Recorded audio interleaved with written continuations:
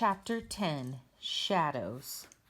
Next day, the picture of Mr. Popper and Captain Cook appeared in the Stillwater Morning Chronicle, with a paragraph about the house painter who had received a penguin by air express from Admiral Drake in the faraway Antarctic. Then the Associated Press picked up the story, and a week later the photograph in rotogravure could be seen in the Sunday edition of most important newspapers in all the largest cities in the country. Naturally, the Poppers all felt very proud and happy. Captain Cook was not happy, however. He had suddenly ceased his gay, exploring little walks around the house and would sit most of the day sulking in the refrigerator.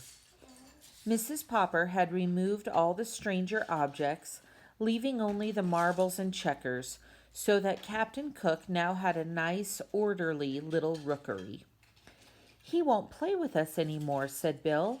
"I tried to get some of my marbles from him, and he tried to bite me." "Naughty Captain Cook," said Janey. "Better leave him alone, children," said Mrs. Popper. "He feels mopey, I guess." But it was soon clear that it was something worse than mopiness that ailed Captain Cook. All day he would sit with his little white circled eyes staring out sadly from the refrigerator. His coat had lost its lovely glossy look. His round little stomach grew flatter every day. He would turn away now when Mrs. Popper would offer him some canned shrimps. One evening she took his temperature. It was 104 degrees. "Well, Papa," she said, "I think you had better call the veterinary doctor. I'm afraid Captain Cook is really ill." But when the veterinary came, he only shook his head. He was a very good animal doctor, and though he had never taken care of a penguin before, he knew enough about birds to see at a glance that this one was seriously ill. "I will leave you some pills. Give him one every hour.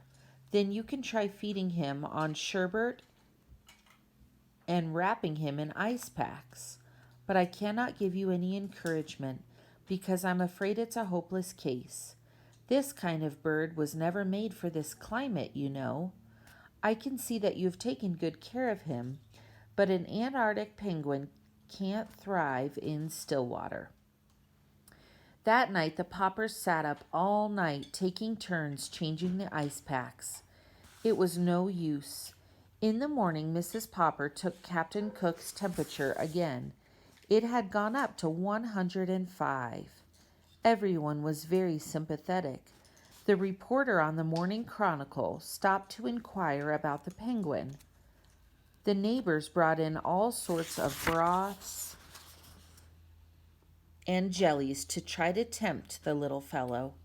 Even Mrs. Callahan, who had never had a very high opinion of Captain Cook, made a lovely frozen custard for him.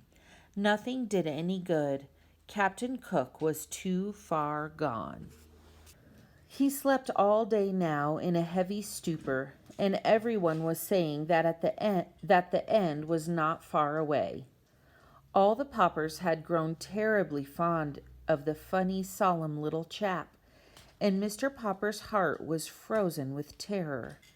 It seemed to him that his life would be very empty if Captain Cook went away. Surely someone would know what to do for a sick penguin. He wished that there was some way of asking advice of Admiral Drake away down at the South Pole, but there was not time. In his despair, Mr. Popper had an idea. A letter had brought him his pet. He sat down and wrote another letter. It was addressed to Dr. Smith, the curator of the great aquarium in Mammoth City, the largest in the world. Surely if anyone anywhere had any idea what could cure a dying penguin, this man would. 2 days later there was an answer from the curator. "Unfortunately," he wrote, "it is not easy to cure a sick penguin. Perhaps if you Perhaps you do not know that we too have in our aquarium at Mammoth City a penguin from the Antarctic. It is failing rapidly in spite of everything we have done for it. I have wondered lately whether it is not suffering from loneliness. Perhaps that is what ails your Captain Cook. I am therefore shipping you under separate cover our penguin. You may keep her. There is just a chance that the birds may get on better together. And that is how Greta came to live at 4432 Proudfoot Avenue.